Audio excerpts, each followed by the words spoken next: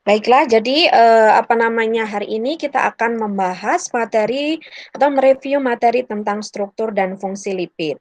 Nah, sebelumnya sebenarnya sudah saya memberikan pengantar ya tentang bagaimana struktur dari asam lemak dan juga, triasylglycerol seperti itu. Namun pada hari ini saya akan mengulas kembali gitu ya, terkait, struktur dan fungsi lipid yang lebih, dalam lagi seperti itu. Nah, jadi, lipid ini merupakan salah satu, biomolekul yang sangat heterogen ya, sangat heterogen, strukturnya itu sangat beragam seperti itu, makanya ada, berbagai jenis lipid gitu ya. Jadi, strukturnya yang macam-macam seperti itu dengan fungsinya yang spesifik, fungsi biologis dalam sel yang sangat spesifik dan beraneka ragam, seperti itu menjadikan lipid ini merupakan salah satu biomolekul yang memegang peranan penting pada, suatu organisme gitu ya. Dan lipid ini merupakan, apa namanya, salah salah satu penyusun dari jaringan hewan dan tumbuhan dan memiliki sifat umumnya dia umumnya tidak larut dalam air gitu ya, sifatnya hidrofobik gitu. Kemudian juga, apa namanya, karena dia memiliki bagian-bagian, yang nonpolar gitu ya, maka dia akan lebih mudah larut pada pelarut organik seperti bensena, kemudian heksana gitu ya, yang sifatnya nonpolar. Jadi, hal ini sesuai dengan prinsip like dissolve like, di mana yang polar akan menyukai yang polar, non-polar akan menyukai non-polar. Karena lipid ini sifatnya lebih non-polar, maka dia akan lebih larut dalam pelarut-pelarut organik yang sebagian besar sifatnya adalah non-polar. Dan kemudian dalam lipid itu mengandung unsur karbon, oksigen, hidrogen, dan juga sebagian besar mengandung nitrogen dan juga fosfor. Kemudian juga berperan pada metabolisme tumbuhan dan hewan. Nah, lipid ini bukan suatu, polimer, tidak seperti polisakarida atau pada, protein, karena mereka apa namanya, memiliki susunan yang berulang, yaitu satuan penyusunnya untuk protein asam amino. Untuk, polisakarida, tersusun atas monosakarida bisa berupa glukosa, seperti itu.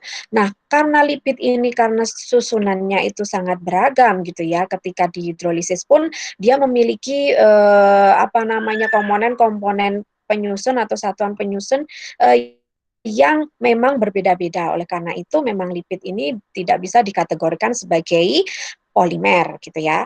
Nah, berdasarkan fungsinya gitu ya, ada beberapa penggolongan lipid gitu ya. Lipid itu bisa dikategorikan dari, dikelompokkan dari, apa namanya, strukturnya, dari, kekompleksan dari penyusunnya, atau juga dari fungsinya. Dalam, sel gitu ya, dalam, kehidupan kita gitu ya, lipid ini memiliki banyak fungsi dan ini menyebabkan lipid-lipid ini bisa dikategorikan berdasarkan fungsi-fungsinya. Nah, salah satunya adalah sebagai cadangan energi seperti yang sudah kalian dapatkan di materi tentang metabolisme lipid bahwa, tubuh kita itu bisa, mendapatkan asupan makanan gitu ya karena, apa, mendapatkan energi gitu ya dari asupan makanan karena di dalamnya mengandung energi-energi yang tersimpan dalam bentuk, lipid ya, triasylglycerol gitu ya. Jadi, apa namanya, lemak yang terdapat pada makanan akan disimpan sebagai cadangan energi dalam tubuh kita, dalam jaringan adiposa sebagai triasylglycerol gitu ya. Triasylglycerol ini disebut juga sebagai trigliserida atau umumnya juga disebut sebagai lemak gitu ya. Nah, ini merupakan, komponen utama atau lemak utama dalam tubuh kita. Nah, struktur triacylglycerol ini ya, jadi dia merupakan kerangka utamanya atau tulang punggungnya adalah, gliserol. Gliserol itu adalah suatu triol gitu ya. Dia masing-masing, gugus hidroksinya akan mengalami esterifikasi dengan, asam lemak gitu ya. Pada, gugus hidroksil nomor satu dia mengikat asam lemak, begitu juga pada, nomor 2 dan nomor 3. Nah, asam lemak ini bisa saja sama, namun umumnya asam lemak yang menyusun dari triacylglycerol itu, berbeda-beda gitu. Nah, triasilgliserol ini karakteristiknya sangat ditentukan oleh komponen dari asam lemak penyusunnya. Nah, selain sebagai cadangan energi, lipid ini juga merupakan komponen dari membran ya. Jadi apa namanya, kemarin juga sudah dibahas gitu pada metabolisme lipid ya, bahwa apa namanya, salah satu peran dari kolesterol itu dia tidak hanya tidak tidak apa namanya, mungkin dari mindset kita kolesterol itu adalah sesuatu yang jahat gitu, toksik dalam tubuh kita. Tapi ternyata tubuh kita bisa mensintesisnya, kemudian juga bisa digunakan sebagai komponen membran. Nah, selain itu, selain kolesterol juga ada fosfolipid gitu ya. Fosfolipid ini nanti kita akan bahas di slide selanjutnya, ini merupakan komponen dari membran gitu ya, komponen dari membran yang sangat penting gitu ya. Bagaimana strukturnya gitu, apa yang membedakan dari triasilgliserol ini dan juga fosfolipid, kenapa keduanya itu memiliki fungsi yang berbeda gitu ya, dilihat dari strukturnya. Nah, kemudian sebagai pembawa pesan atau sebagai messenger gitu ya, pembawa pesan, molekul pembawa pesan. Nah, ini dimiliki oleh apa namanya, hormon gitu ya. Jadi apa namanya, beberapa lipid itu dia bisa digunakan untuk menyusun hormon dalam tubuh. Misalkan adalah hormon-hormon steroid. Di sini ada kortisol ya, dan dengan strukturnya seperti ini merupakan apa namanya, disintesis dari kolesterol yang merupakan salah satu dari contoh lipid gitu ya.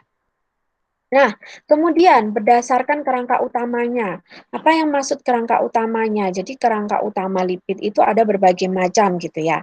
Nah, ada dua jenis di sini, ada lipid kompleks dan ada lipid sederhana. Dan ini ditentukan berdasarkan ada tidaknya asam lemak gitu ya. Nah, lipid kompleks ini dapat disabunkan karena mengandung asam lemak. Contohnya adalah bisa asil gliserida ya, asil gliserida atau fosfogliserida, sphingolipida dan malam gitu atau wax gitu ya. Nah, sedangkan lipid sederhana ini tidak mengandung asam lemak. Contohnya adalah kolesterol seperti yang jadi seperti terpena dan steroid seperti itu. Nah, jadi itu tadi ada dua jenis penggolongan ya, berdasarkan kerangka utama dan berdasarkan fungsinya. Kemudian di sini saya memberikan apa namanya ya, skema ya atau diagram gitu ya. Jadi di sini ini menunjukkan apa? Menunjukkan berbagai jenis lipid ya, seperti yang saya sebutkan, lipid itu sangat heterogen karena memang di sini banyak sekali jenis-jenis lipid gitu ya. Nah, apa yang membedakan gitu ya? Jadi sebenarnya kalau kalian lihat yang berwarna pink ini adalah tulang punggung atau kerangka utama yang menyusun dari suatu lipid. Ada dua jenis ya, ada gliserol, ada sphingosine ya. Nanti kita akan bahas gitu ya bagaimana sphingosine atau kerangka kerangka dari suatu fosfolipid ini gitu ya. Nah, ini merupakan apa namanya, salah satu jenis dari kerangka atau tulang punggung dari lipid membran seperti itu. Nah, selain sphingosine ada juga gliserol gitu ya.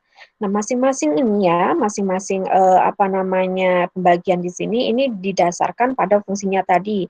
Ya, ada sebagai apa namanya, penyimpanan ya, sebagai cadangan energi yaitu triasilgliserol, atau bisa sebagai komponen dari membran. Nah, komponen dari membran ini adalah dimiliki oleh lipid-lipid yang sifatnya polar gitu ya. Nah, padahal tadi kok ada Bu karakteristik umumnya lipid itu sifatnya apa namanya, kebanyakan nonpolar gitu ya. Nah, jadi ada bagian dari lipid ini yang menyebabkan dia sifatnya polar gitu ya. Dan dia ini berkontribusi pada pembentukan misel gitu ya, pembentukan misel dalam air gitu.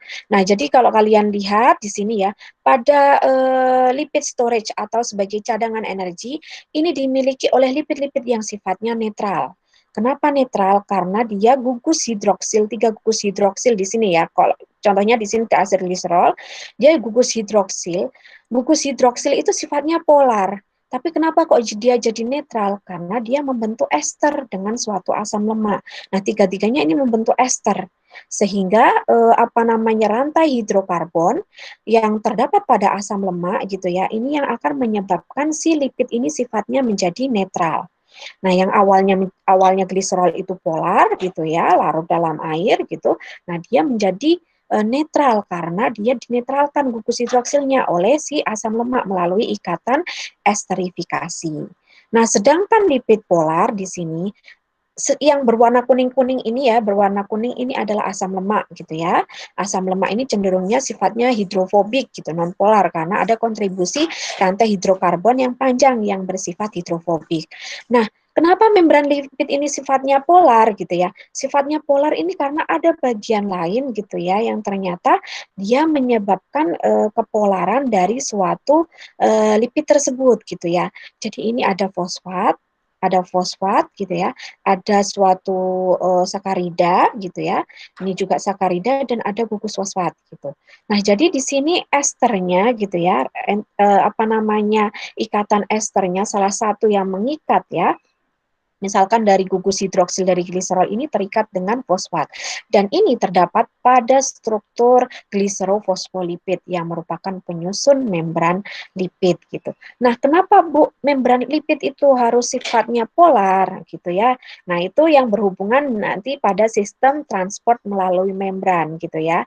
Sistem bagaimana pembentukan atau fluid mozaik membran gitu ya. Membran seperti suatu karya seni mozaik yang sifatnya acak gitu ya. Bagian polarnya itu akan terekspos di bagian luar gitu yang terekspos dengan air gitu bagian hidrofobiknya itu akan disembunyikan di bagian dalam gitu ya. Nah, itu merupakan komponen atau karakteristik dari membran ya, membran lipid seperti itu.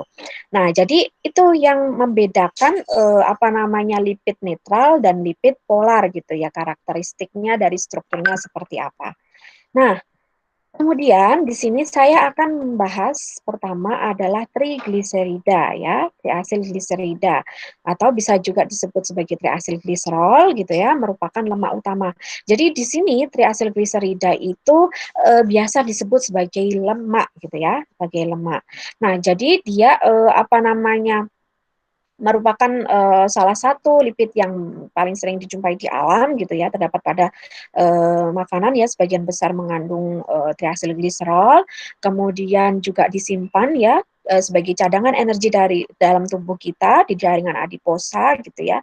Pada saat kondisi kelaparan maka triasilgliserol ini sebagai apa bisa memenuhi kebutuhan energi bagi tubuh kita gitu ya.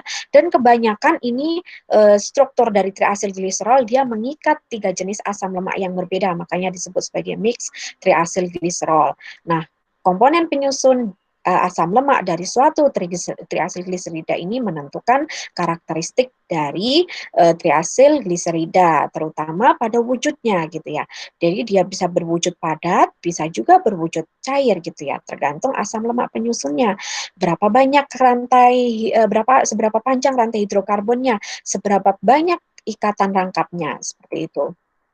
Nah, karena triasilgliserida ini karakteristiknya sangat berhubungan dengan asam lemak, maka di sini saya akan menjelaskan bagaimana apa namanya karakteristik dari asam lemak penyusun suatu triasilgliserida. Nah, jadi asam lemak ini sangat apa namanya menentukan karakteristik triasilgliserida karena dia memiliki struktur yang beragam. Ya, strukturnya ini bisa dibedakan dari jenis atau dari jumlah rantai hidrokarbon penyusunnya atau bisa dari ada tidaknya ikatan rangkap. Nah, ada tidaknya ikatan rangkap ini juga akan menentukan berapa banyak jumlah ikatan rangkap yang menyusun suatu asam lemak, gitu ya. Sehingga hal ini sangat berkontribusi pada atau sifat dari suatu asam lemak tersebut, gitu ya. Ada 2 jenis asam lemak, ada asam lemak jenuh dan ada asam lemak tidak jenuh. Jenuh dan tidak jenuh di sini dihubungkan dengan banyaknya atom hidrogen. Semakin dia banyak atom hidrogennya, maka dia disebut sebagai jenuh, ya, asam lemak jenuh. Nah, hal ini kenapa kok dinamakan yang asam lemak tunggal ya atau rantai hidrokarbonnya itu memiliki ikatan tunggal itu disebut sebagai asam lemak jenuh. Karena kalau ikatannya tunggal, maka karbonnya ini akan lebih banyak mengikat atom hidrogen. Makanya disebut sebagai jenuh, jenuh akan atom hidrogen gitu ya. Sedangkan asam lemak tak jenuh karena dia ada ikatannya rangkap ya. Jadi di sini ada pengurangan jumlah atom hidrogen yang diikat oleh karbon yang berikatan rangkap, sehingga dia disebut sebagai asam lemak tak jenuh gitu. Nah, kemudian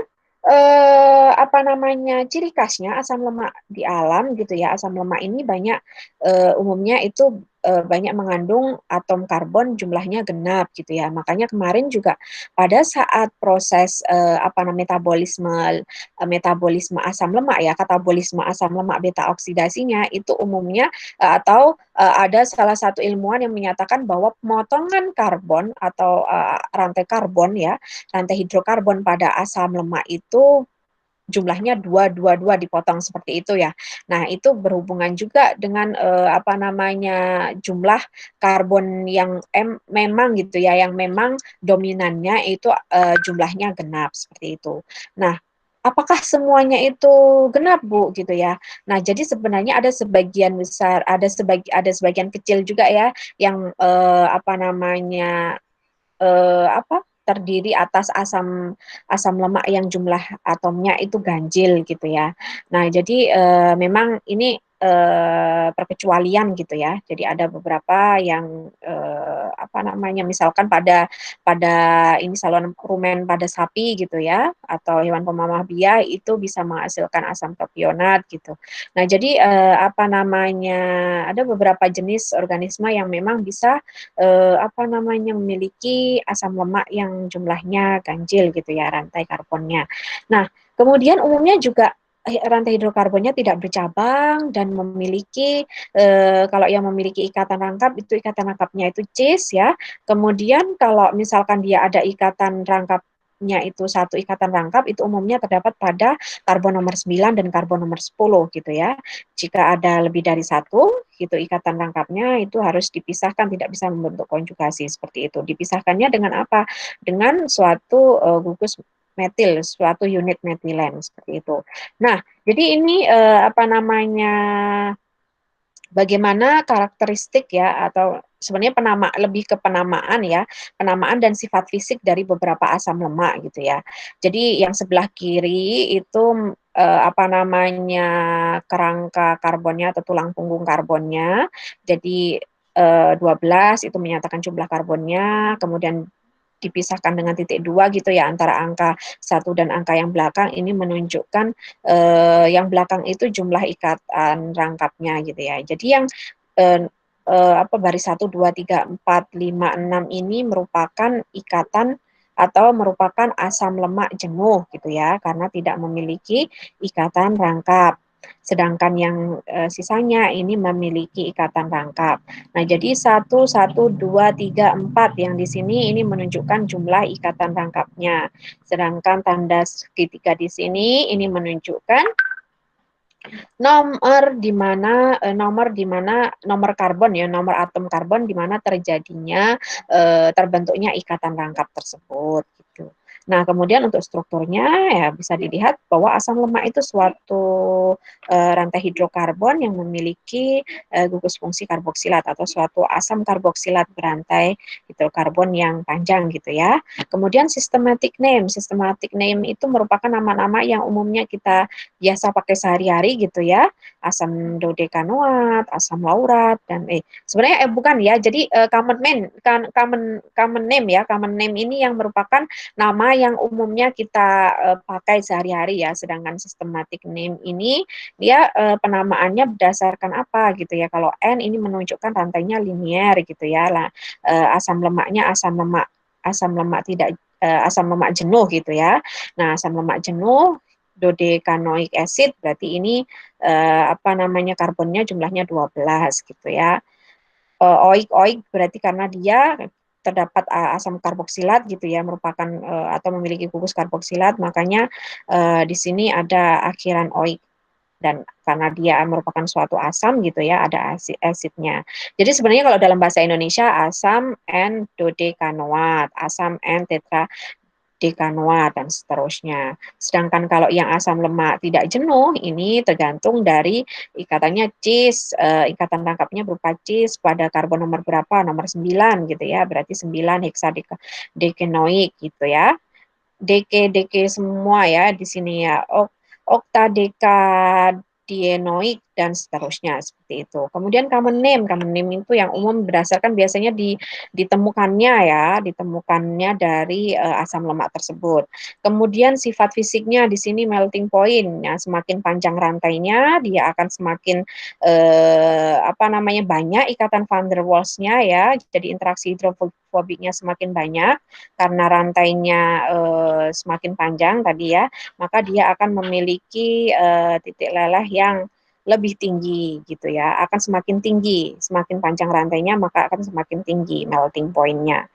Nah, karena dia apa namanya yang rantai linier ini atau yang jenuh ini memiliki titik didih yang tinggi gitu ya. Nah, kemudian dia juga akan memiliki struktur yang umumnya ya semakin panjang rantainya itu memiliki interaksi hidrofobik yang lebih kuat gitu ya, dan hal ini akan menyebabkan berkontribusi pada sifat fisiknya mungkin akan ditemukan dalam keadaan lebih lebih padat gitu dibandingkan dengan yang apa namanya memiliki rantai hidrokarbon yang pendek seperti itu karena interaksi hidrofobiknya lebih sedikit. Nah, kemudian bagaimana kalau yang apa namanya asam-asam tidak tidak jenuh gitu ya. Asam tidak jenuh ini dia akan membentuk struktur apa namanya ikatan rangkap sehingga dia ada band gitu, ada bengkok gitu strukturnya menjadi bengkok, tidak rapi, tidak teratur sehingga juga akan mempengaruhi interaksi hidrofobik antara rantai hidrokarbonnya. Jadi akan membentuk struktur yang tidak kompak, tidak padat seperti itu ya. Dan hal ini akan menyebabkan juga apa namanya interaksi antar apa namanya rantai hidrokarbon melalui interaksi hidrofobiknya itu menjadi lebih lebih lemah dibandingkan dengan yang asam lemak jenuh seperti itu. Makanya melting point-nya itu lebih rendah gitu. Nah, hal inilah yang menyebabkan asam-asam lemak yang tidak jenuh ini banyak ditemukan dalam kondisi yang apa namanya temperatur atau suhu ruangnya dia akan memiliki struktur yang lebih cair gitu ya dibandingkan dengan yang asam lemak yang jenuh gitu ya. Itu karena interaksinya lebih lemah yang di asam lemak tidak jenuh.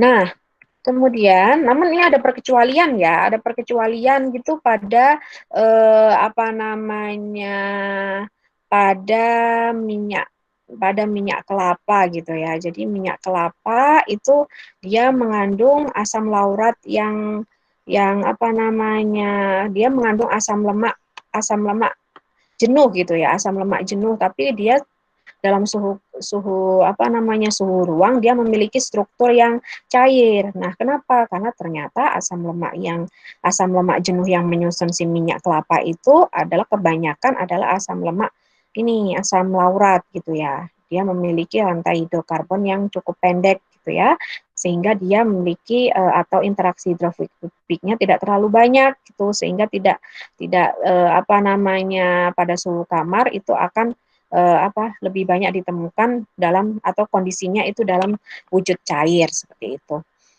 Jadi tidak tidak selalu yang apa namanya asam lemak yang mengandung asam lemak tidak jenuh itu atau yang mengandung asam lemak jenuh itu tuh pasti berwujud padat gitu ya. Sebagian besar seperti itu, tapi tergantung penyusun asam lemaknya itu apakah rantai hidrokarbonnya pendek atau yang panjang gitu. Kalau pendek berarti dia sebenarnya pembentukan wujud padatnya ya struktur padatnya itu tidak apa namanya tidak terlalu bagus gitu ya karena interaksinya itu kurang kurang kurang baik gitu kurang banyak gitu ya seperti itu.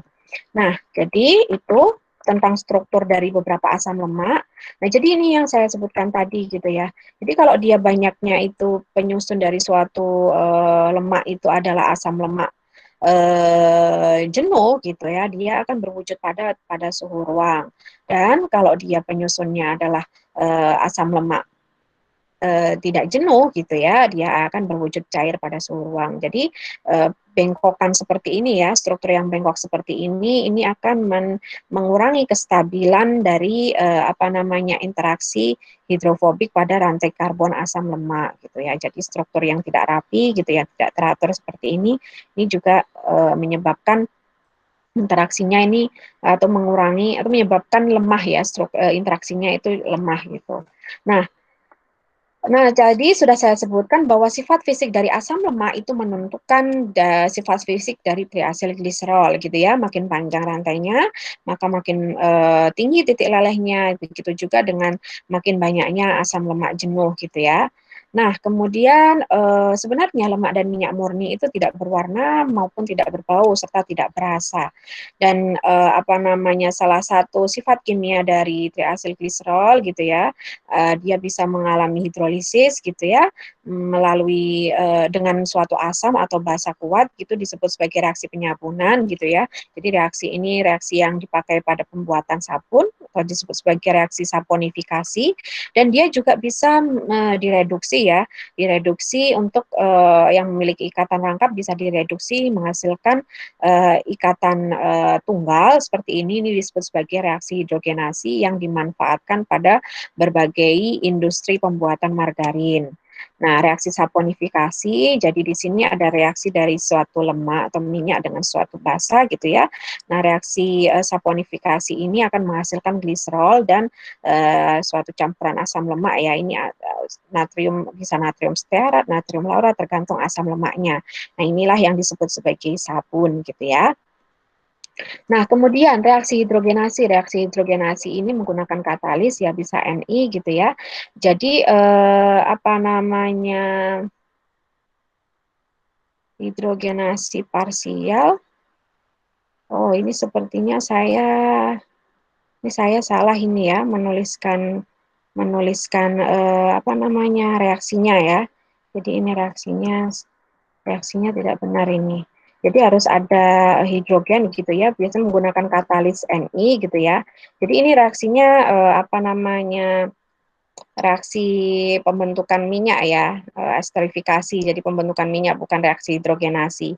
Jadi sebenarnya apa namanya reaksi hidrogenasi itu adalah reaksi dengan hidrogen dan dibantu oleh katalis, biasanya katalis Ni yang digunakan, dan ini biasanya hidrogenasinya parsial. Jadi ketika suatu asam lemaknya itu tak jenuh ya, banyak ikatan rangkap gitu ya, banyak ikatan rangkap itu terdapat pada apa namanya minyak tumbuhan gitu ya, mau dibuat menjadi margarin. Nah, beberapa industri itu memanfaatkan atau mengubah ikatan rangkapnya itu menjadi ikatan tunggal. Nah, untuk dibuat menjadi margarin itu yang sifatnya soft, lembut ya, maka ikatan rangkapnya itu tidak semuanya diubah menjadi ikatan tunggal gitu ya. Karena kalau semakin banyak ikatan tunggal atau semua ikatan rangkapnya menjadi ikatan tunggal itu akan strukturnya itu akan sangat-sangat padat gitu ya. Padahal harapannya margarin itu memiliki apa namanya kelembutan seperti itu. Jadi apa namanya reaksi hidrogenasi ini bisa menjadi salah satu konsep reaksi yang mendasari industri pembuatan margarin gitu ya. Jadi kalau tidak salah ini sudah ada di tugas kalian ya, tugas yang sudah saya berikan bagaimana reaksi hidrogenasi gitu ya terjadi antara beberapa asam lemak tak jenuh seperti itu. Nah, jadi ini masih belum tepat ya reaksinya ya. Jadi apa namanya ini reaksi esterifikasi, harusnya reaksi hidrogenasi yang saya tampilkan. Oke, oke kita masuk ke apa namanya jenis lemak yang lainnya ya. Tadi sudah kita bahas triacylglycerida. Nah, sekarang kita akan membahas fosfogliserida gitu. Nah, jadi fosfogliserida ini memiliki apa namanya kerangka utamanya itu adalah suatu gliserol yang berikatan ester dengan gugus fosfat gitu ya. Nah, berikatan ester dengan gugus fosfat, ini X-nya ini bisa berikatan dengan apa saja ya, nanti kita lihat ya, bisa. Nah, X ini akan menentukan ini pembentukan apa namanya fosfatidil etanolamin atau fosfatidil kolin gitu ya. Nah, kemudian fosfogliserida ini yang harus diketahui bahwa dia merupakan lipid lipid penyusun membran ya, sifatnya polar sehingga dia memiliki kemampuan untuk membentuk misal dalam air. Nah, jadi kenapa dia memiliki kemampuan membentuk misal dalam air? Karena dia strukturnya itu memiliki bagian yang hidrofobik ya, bagian hidrofobik. Jadi si gugus hidroksilnya itu ya dua gugus hidroksil dari gliserolnya ini berikatan ya, membentuk ester dengan suatu asam lemak gitu ya. Sedangkan satu gugus hidroksilnya itu membentuk ester dengan gugus fosfat. Nah, karena ada dua jenis komponen yang sifatnya polar, yang sifatnya non polar dan sifatnya polar, maka dia dapat membentuk suatu misel gitu.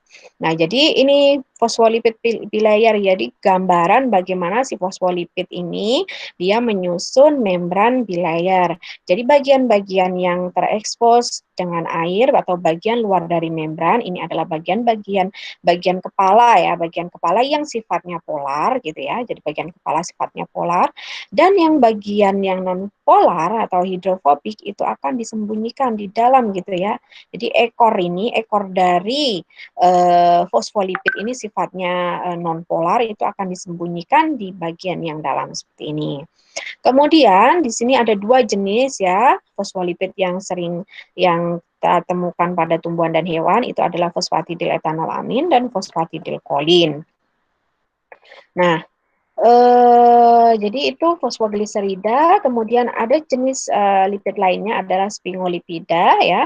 Sphingolipida ini juga merupakan komponen membran gitu ya, terutama ini terdapat pada jaringan otak dan syaraf pada hewan gitu ya. Kemudian juga memiliki kerangka utamanya adalah sphingosina gitu ya. Jadi sphingosina ini adalah kerangka utama dari sphingolipid. Jadi yang tadi kita temukan gliserol. Nah, jadi di sini ada sphingosine yang juga kerangka utama dari lipid. Ada dua jenis kerangka utama ya. Ada gliserol, ada sphingosina gitu.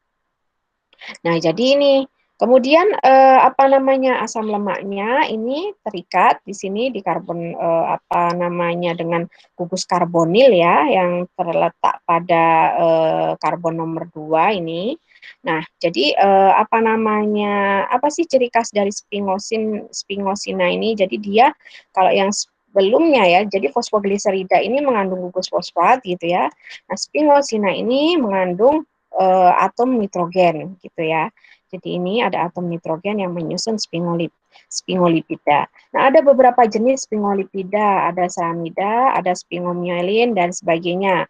Nah, ini dibedakan berdasarkan ikatan atau gugus yang menggantikan X ini ya. Jadi ketika dia tidak terikat dengan apapun gitu ya, cuman atom hidrogen aja, maka sphingolipid yang dihasilkan itu dinamakan ceramida gitu ya. Ceramida, kemudian juga kalau dia merupakan fosfokolin gitu ya, fosfokolin dia akan disebut sebagai sphingomyelin gitu. Jadi ada beberapa jenis sphingolipid. Nah, ini contohnya dari sphingomyelin gitu ya. Jadi dia merupakan lapisan myelin pada sel saraf gitu ya, mengandung fosforil etanol amin atau fosforil kolin. Ini contohnya adalah fosforil kolin gitu ya. Jadi ketika kita lihat ini ya komponen-komponennya ada apa aja, ada fosforil kolin, ada seramid gitu. Nah, kemudian ada lipid lainnya yaitu malam. Malam ini sangat penting sekali ya sebagai komponen pelindung gitu ya. Lapisan pelindung pada kulit atau bulu binatang dan juga pada daun dan juga buah-buahan seperti itu. Nah, di sini umumnya dia sifatnya tidak larut dalam air dan berwujud padat gitu ya. Nah, ini salah satu yang saya berikan contohnya di sini adalah triaconitil palmitat yang merupakan malam atau penyusun dari malam pada tawon seperti itu.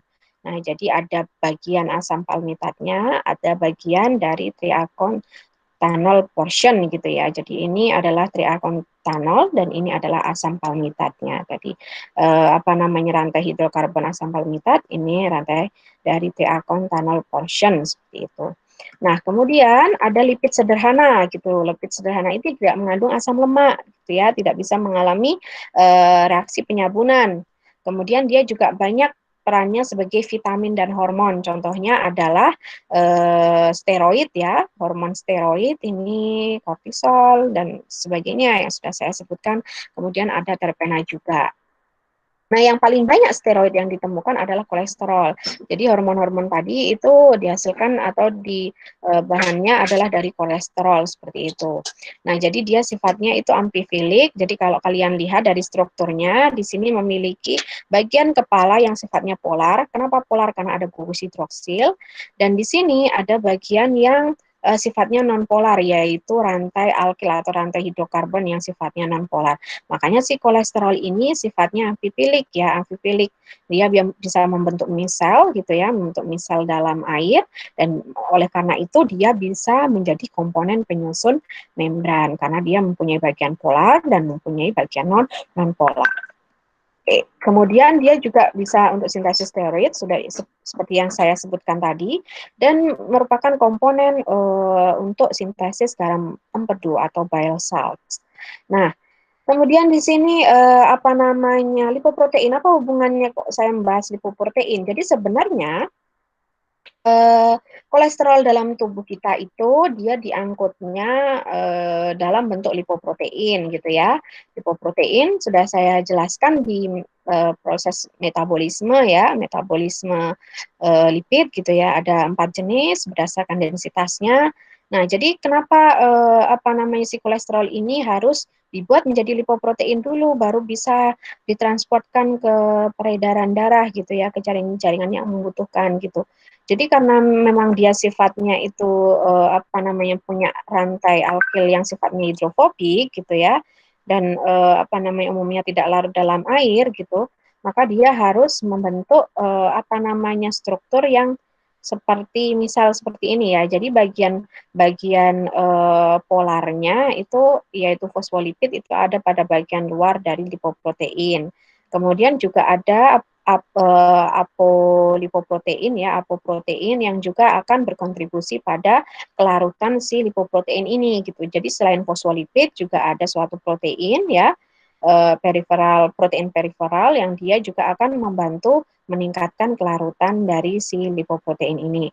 Nah, sedangkan yang bagian-bagian yang hidrofobik itu akan tersembunyi di bagian dalam gitu ya.